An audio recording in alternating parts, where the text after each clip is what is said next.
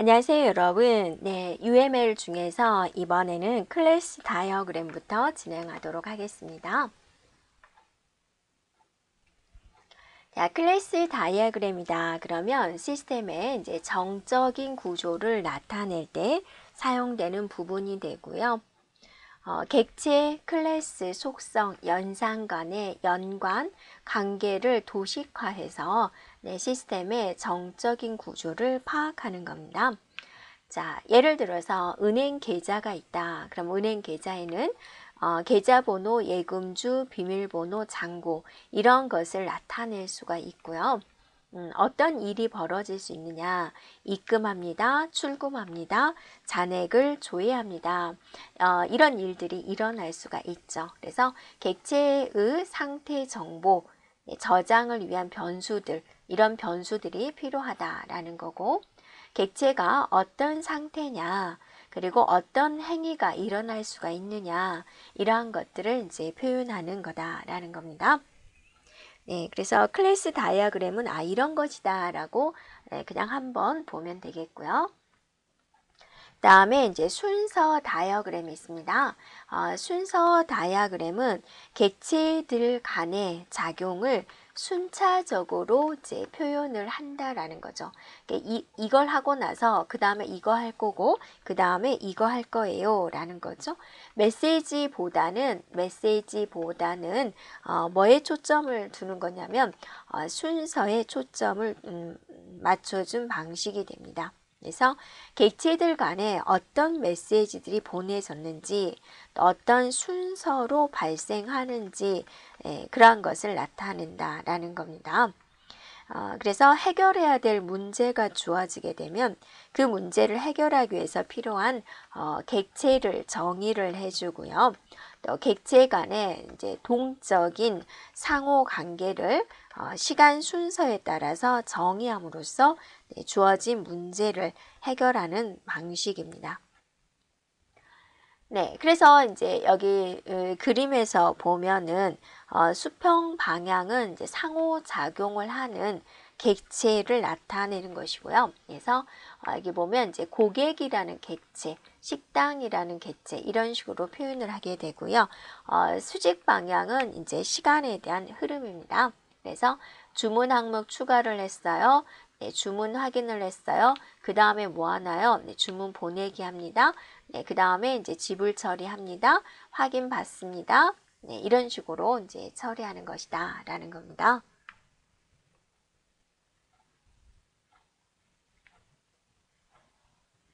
자, 그 다음에 이제 상태 다이어그램이다 라고 있습니다. 그러니까 상태 다이어그램이다 라는 것은 지금 무슨 상태냐 라는 것을 보여주는 거죠. 네, 그래서 이거는 이제 상태의 변화에다가 이제 초점을 두는 방식이다라는 겁니다. 네, 그래서 객체가 가질 수 있는 모든 가능한 상태로 이제 파악이 되어야 되는 거죠. 세탁기를 하나 예를 둔 거예요. 그래서 세탁 중입니다. 건조 중입니다. 탈수 중입니다. 이런 상태를 나타내는 거고요. 모든 상태를 파악이 되어야 되는 것이고 파악된 상태 이외의 상태는 가질 수 없다. 특정한 순간에는 오직 한 상태로만 존재할 수 있다. 세탁기가 건조 중이면서 탈수 중이다. 그런 건 없죠. 네, 건조 중, 탈수 중 이런 상태를 나타낸다. 한 번에 하나의 상태로만 존재할 수 있다라는 겁니다. 이번에는 액티비티 다이어그램이 있습니다. 이제 이거는 뭐냐면 어떤 활동 사이의 제어 흐름을 나타냅니다. 그래서 우리가 원하는 것이 동시에 일어나는 것도 있고 엄격한 순서에 의해서 일어나는 것도 있습니다. 마트에 갔습니다. 마트에 가서 과일을 사고 고기를 산다. 그리고 가족 파티를 한다. 이런 이제 행동을 중심으로 나타낸 것을 말을 합니다. 그래서 이렇게 표현되는 것은 이제 동시 경로가 됩니다. 자, 이렇게 UML에 대해서 살펴봤고요. 이제 우리가 UML 중에서 유즈 케이스 다이어그램은 출제가 되었던 부분이고요. 그다음에 이제 나머지 분들은 어떤 특징적인 개념 정도 기억해 주면 되겠습니다. 네, 이번에는 이제 소프트웨어 쪽으로 가서 소프트웨어의 공학이 이제 어떤 식으로 발전을 하고 있는지 우리가 이제 살펴보도록 하겠습니다. 자, 먼저 소프트웨어 재사용이다라고 있습니다. 그러니까 여러분이 이제 의류 집에 있는 옷도 재사용하자 그런 말이 있죠. 이미 개발된 소프트웨어를 이제 다시 사용하는 겁니다. 그럴 때 전체를 다시 쓸 수도 있고 소프트웨어 중에 일부분만 새로운 소프트웨어 개발이나 유지에 사용할 수 있습니다. 소프트웨어 재사용에 가장 많이 이용되는 것은 프로그램 소스 코드가 됩니다. 자, 이미 개발된 소프트웨어, 이미 이제 개발이 돼서 많은 이제 유지보수 과정을 거쳐서 인정을 받은 거죠. 이 소프트웨어는 좋은 소프트웨어다. 인정을 받았으면 그것에 대한 일부분을 새로운 소프트웨어 개발에 사용할 수 있다라는 겁니다.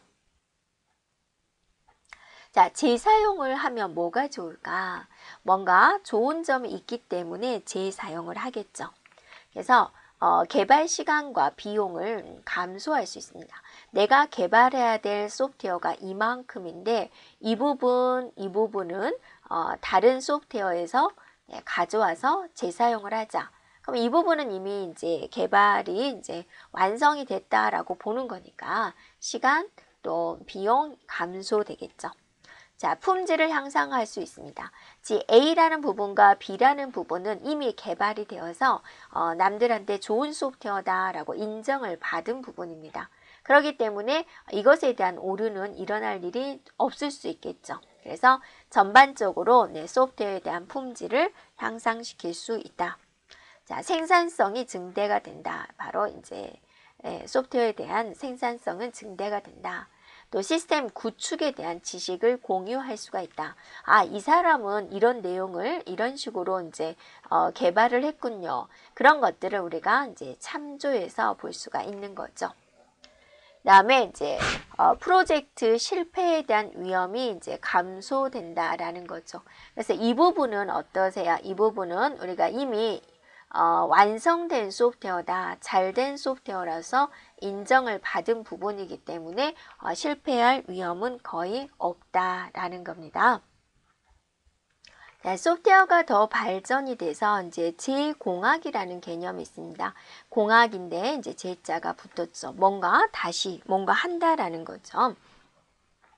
그래서 기존 시스템이 있는데 새로운 요구에 맞도록 소프트웨어 성능을 향상시켜 가지고 보다 나은 시스템을 구축하는 것이다. 재사용은 그대로 다시 사용하는 것이고요. 재공학은 거기에 성능을 향상시키기 위해서 기능들을 이제 추가할 수 있는 겁니다. 그래서 보다 나은 시스템을 구축하는 것, 그거를 우리는 재공학이라고 한다라는 겁니다. 그래서 이 재공학은 유지 보수성, 생산성, 품질의 향상을 이제 주 목적으로 하고 있습니다. 자, 재공학을 하는 방법에는 분석, 재구성, 자, 역공학, 이식 이러한 것들이 있다. 자, 역공학에 대한 개념, 자, 이식이라는 개념 우리가 살펴보도록 합니다. 그러면 먼저 이제 재공학의 방법에는 이제 방법 중에서 분석에 대해서 먼저 살펴보도록 하겠습니다. 분석이다라는 것은 뭐냐면 분석한다, 다 쪼개본다 그겁니다. 기존 소프트웨어의 이제 명세서를 확인을 합니다. 그 이제 명세서는 이제 문서화되어 있는 것이죠. 그것을 확인을 해서 소프트웨어에 대한 이렇게 해서 소프트웨어가 동작이 되는구나. 그리고 이제 그러한 것을 이해를 한다라는 거죠. 그럼으로써 이거는 우리가 이제 재공학으로 한번 해볼까라고 이제 대상을 선정하는 그런 작업이다라는 것이고요. 다음에 이제 재구성이라고 있습니다. 재구성이다라는 것은 이제 뭐냐면 소프트웨어에 대한 기능은 변경하지 않습니다. 소프트웨어 형태에 맞게 수정하는 것이다 라는 겁니다. 그래서 쉽게 말한다면 외적인 것은 바뀌지 않습니다. 네, 바뀌지 않고 내부적인 문을 바꾸는 건데 바깥에서 보면은 이제 모르는 거죠. 바뀌었는지 바뀌지 않았는지. 예를 들면 우리가 if 문장이 있죠. 이거 if 문장이 이제 조건문이잖아요. 그거를 이제 우리가 케이스문으로 변경을 하는 거예요. 똑같이 이제 조건에 만족하면 뭐를 해라. 케이스는 뭐 어떤 변수가 1이면 2이면 그렇게 하는 거죠. 내부적으로 이렇게 조건문에 명령어를 바꾼 겁니다. 그러니까 외부는 어때요? 변하지 않습니다. 외적으로는 바뀌지 않는 것. 그게 이제 재구성이 된다. 내부를 다시 구성한다. 라는 개념이 되겠고요. 자, 이번에는 이제 역공학에 대해서 살펴보겠습니다. 역공학이다 라고 하면 뭔가 반대로 역으로 간다 라는 거죠. 그래서 이거는 어떤 개념이냐면 이미 만들어진 소프트웨어가 있습니다. 근데 이게 너무 좋거나 또는 이제 다른 이유에 의해서 이거를 이제 잘게 분석을 해 보는 거죠. 네. 그리고 예, 이제 분석을 하고 데이터 처리 과정 그런 걸 이제 분석을 하고 어떻게 설계를 했나 이제 설계 정보를 또 재발견하는 겁니다. 아, 이렇게 해서 이렇게 만들어졌구나 라고 발견한 다음에 새롭게 이제 다시 만드는 것을 우리는 역공학이라고 한다. 이렇게 생각을 해보세요. 이런 데도 이제 말을 하죠. A라는 회사에서 초콜릿된 파이를 이제 이렇게 만들었는데 이게 사람들한테 너무 인기가 있는 거예요. 그래서 B라는 회사에서 이거를 이제 성분을 막 분석을 하기 시작하는 거죠. 그래서 이렇구나. 그래서 이렇게 만들면 되겠구나. 근데 조금 차별화를 둬야 되겠다. 그래가지고 모양은 이제 네모나게 된 파일을 이렇게 만드는 거. 이런 것의 의미를 우리는 이제 역공학이라고 한다라는 겁니다. 그리고 이제 또 이식이다라고 있는데요. 이식이다라는 것은 기존에 있는 소프트웨어가 있는데 다른 운영체제나 또는 다른 환경에서도 사용할 수 있도록 하는 것을 우리는 이식이다라고 합니다. 자, 역공학에 대해서 다시 한번 이제 정리를 해보면 역공학 하면은 이제 기존 소프트웨어가 있는데 이거를 이제 분석을 한다라는 겁니다. 네, 그래서 재발견을 해 가지고 다시 만드는 것을 우리는 역공학이라고 한다라는 거죠. 그래서 개발 단계를 역으로 거슬러 올라간다 그거죠. 우리가 이제 소프트웨어 개발을 할 때는 분석을 하고 설계를 하고 구현을 하고 테스트를 하고 유지보수 과정을 거쳤는데 만들어진 제품을 가지고 분석을 한다. 즉 그런 개발 단계를 역으로 거슬러 올라가는 방식이다. 그래서 원래의 제품에 구현된 구조, 원리, 기술, 방법, 노하우 이런 것들은 이제 역으로 분석을 한 다음에 재구성을 하는 방식이다라는 겁니다. 자, 이런 역공학이 이제 필요한 경우는 어떤 경우가 필요할까? 기존에 가동 중인 시스템이 있는데 자, 이런 시스템이 있는데 이게 이제 유지 보수가 어떤 이유로 이제 어려운 거죠. 기계로 본다면 이제 부품이 없다. 네, 그렇게 판단할 수가 있겠죠. 유지 보수가 어려우니까 이제 이것에 대한 이제 분석이 들어가 줘야 되겠고요. 그다음에 이제 변경이 이제 빈번한 거죠. 빈번해 가지고 시스템에 대한 효율이 이제 저하가 되었습니다. 자, 이럴 때도 이제 분석해서 자, 새로 만드는 작업이 이제 들어간다라는 거고. 그다음에 이제 파일 시스템이 있는데요. 파일 시스템에서 발전돼서 데이터베이스가 구축이 됐어요. 데이터베이스 관리 시스템이. 그러면 이제 파일 시스템에 의해서 개발된 내용들이 있을 거예요. 그거를 이제 DB로 옮겨가야 되는 거죠. 네, 그러면 이제 이때도 이제 재구축을 하려면 하나 분석을 해서 이렇게 새로 만들어져야 된다라는 거고요. 네, 기본 메인프레임 시스템을 다운사이징 하는 경우가 있습니다. 그 다음에 이렇게 역공학을 하면은 어떤 이점이 있을까라는 겁니다. 상용 소프트웨어에 대한 분석을 이제 도와준다. 분석을 도와줍니다.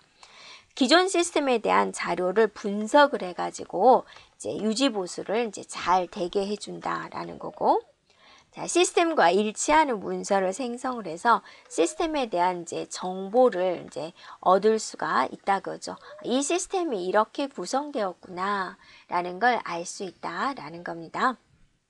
네, 자, 여기까지 이제 소프트웨어의 역공학이었습니다.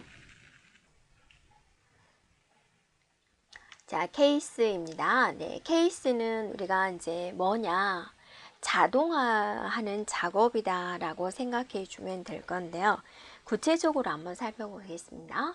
네, 컴퓨터와 전용 소프트웨어를 소프트웨어 도구를 이용해서 요구 분석을 하고 설계를 하고 구현을 하고 검사를 하고 테스트, 디버깅을 하고 이런 과정 등을 자동화하는 작업이다라는 겁니다. 어떻게 자동화를 할까 이제 조금 의아하다라고 생각될 수도 있는데요. 이렇게 생각을 해보세요. 여러분이 만약에 이제 소프트웨어 중에서 계산 쪽의 업무를 보고자 한다. 그러면 네, 일반적으로 아마 엑셀 프로그램을 사용하게 될 겁니다. 일반적으로. 네, 그럼 얘는 어때요? 총점 평균을 굉장히 빠르게 구해주죠. 이런 게 자동화하는 소프트웨어다라고 생각해 주면 돼요. 또 여러분이 문서 작성을 위주로 한다. 그러면 엑셀보다는 이제 아래 한글이라든지 또는 MS 워드라든지 이런 소프트웨어를 사용하죠. 예. 그 다음에 이제 또 데이터 관리를 주로 한다. 그러면 엑셀이나 한글에서 물론 할 수는 있지만 그거보다는 이제 액세스라는 프로그램이 더 이제 쉽게 자동화를 시켜주죠. 이렇게 데이터 관리를. 네, 이런 개념이다라고 생각해 주면 돼요. 그래서 분석, 설계, 개발, 유지 보수 이런 단계에 이르기까지 소프트웨어 생명 주기 전반을 지원하는 프로그램이다. 또 자동화 시켜주는 도구다라고 살펴보면 되겠습니다.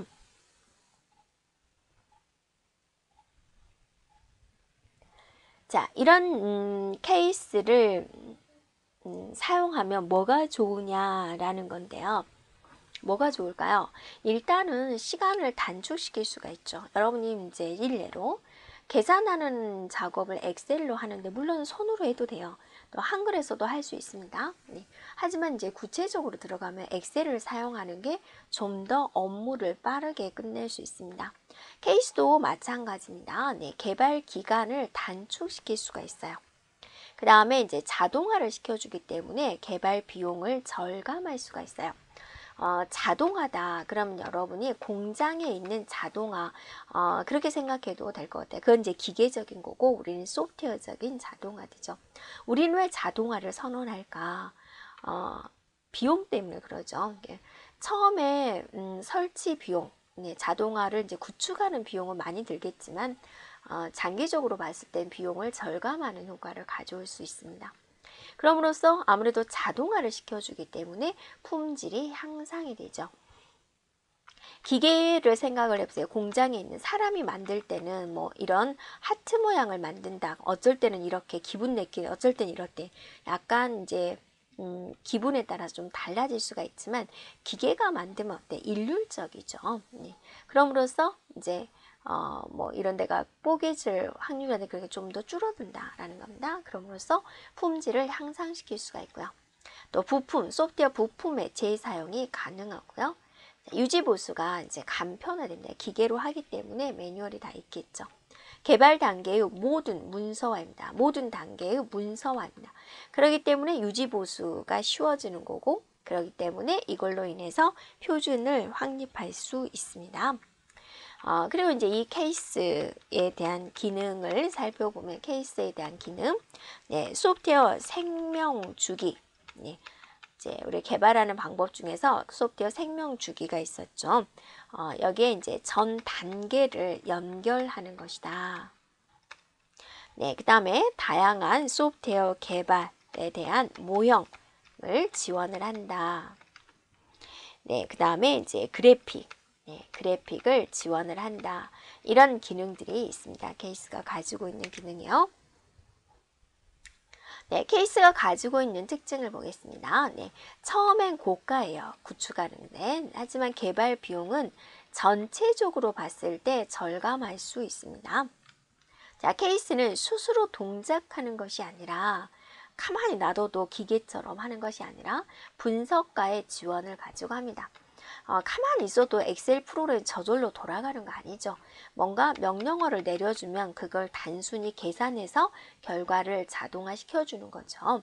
자, 결론은 인간의 도움을 필요로 하는 겁니다. 분석가의 지원이 필요하는 거고. 자, 자동화 되어 있기 때문에 수정이 용이하고 또 정확하다. 유지보수가 매뉴얼이 있기 때문에 간편하다. 다시 쓸 수 있습니다. 그래서 재사용 사람들이 많이 안 찾으면 굳이 자동화 시킬 수가 없죠. 엑셀이라는 프로그램이 있는데 사람들이 이제 계산 업무를 많이 보거든요. 자, 그러면 계산기 누르면 되지 않느냐. 그보다 좀 더 구체적인 이제 작업을 하기 위한 거죠. 부분화, 피벗 테이블 얼마나 좋은 기능이 많습니까? 네, 그런 기능들까지 하려고 엑셀을 하는 거죠. 네, 그럼으로써 이제 다시 재사용할 수 있는 것이 높다라는 거죠. 그래서 이게 이제 케이스가 가지고 있는 이제 특징이 되겠습니다.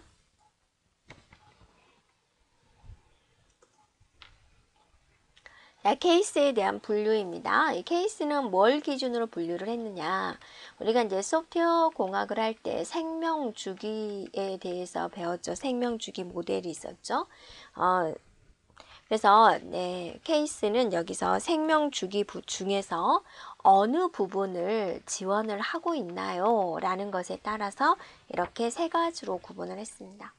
자, 상위 케이스는 이제 전반부 생명주기를 이제 순서대로 나열을 했을 때 네, 전반부에서 사용되는 것이고, 하위 케이스는 이제 뒤쪽에 있는 부분입니다. 네, 하반부에서 네, 사용되는 기능들입니다. 상위 케이스는 이제 우리가 계획을 세울 때 뭘 하나요? 순서가 요구 분석과 이제 설계, 요구 분석과 설계 그 앞부분에 해당이 되는 부분이 있죠. 이 부분을 이제 지원하는 케이스가 됩니다. 그래서 문제를 이제 기술하고 계획하고 네, 요구 분석하고 설계하고 이런 단계를 지원하는 이제 케이스가 되겠습니다. 자, 하위 케이스는 이제 뒤쪽이죠. 자, 코드를 작성을 하고 이제 구현을 하고 네, 테스트를 하고 이런 과정을 지원하는 케이스가 되고요. 통합 케이스다라고 하면은 이거는 뭐냐면 생명주구에 이제 포함되는 전체 과정을 지원하기 위한 케이스가 되겠습니다. 자, 케이스에 네 가지 구성 요소가 있는데요. 상위부가 있고, 예, 중위부가 있고, 예, 후위부 이렇게 나누어지게 됩니다. 구성 요소를요. 네, 그래서 상위부는 이제 데이터를 이제 입력받는 부분이죠. 원하는 결과를 얻기 위해서 명령어를 입력하는 부분이 되고요. 자, 그 다음에 이제 중위부는 입력이 들어왔으면 뭘 해야 되겠습니까? 처리를 해야 되겠죠. 네, 처리하는 부분이다 라는 것이고, 이 처리에서는 이제 자기 혼자 처리하지 못하고 어떤 자료가 많이 필요하겠죠. 그래서 데이터베이스에 이제 정보를 주세요 라고 이제 의뢰를 하게 됩니다. 그래서 중위부에서 네, 데이터베이스에서 자료를 가지고 와서 이제 처리를 하게 되는 거죠. 후위부에서는 이제 처리된 결과를 이제 출력하는 부분입니다. 자, 여기 데이터베이스, 정보가 많이 있는 곳을 우리는 데이터베이스라고 하죠. 그래서 다양한 정보를 체계적으로 저장하고 있는 데이터베이스 부분을 다중정보다라고 합니다. 그래서 케이스에 대한 네 가지 요소가 있고요. 자, 그러면 케이스에 관련된 도구는 어떤 게 있을까? 우리가 이제 계산 작업을 하려면 뭐를 사용하자? 엑셀을 사용하자. 그렇듯이 이제 케이스에 관련된 종류가 있겠죠. 그래서 이건 그냥 이런 게 있구나 하고서 그냥 지나가도 되겠습니다. 비용을 측정하는 도구, 네, 요구 분석을 측정하는 도구, 그다음에 세개 도구, 그다음에 통합 도구. 자, 이러한 것들로 이루어져 있습니다. 네, 여기까지 케이스였습니다.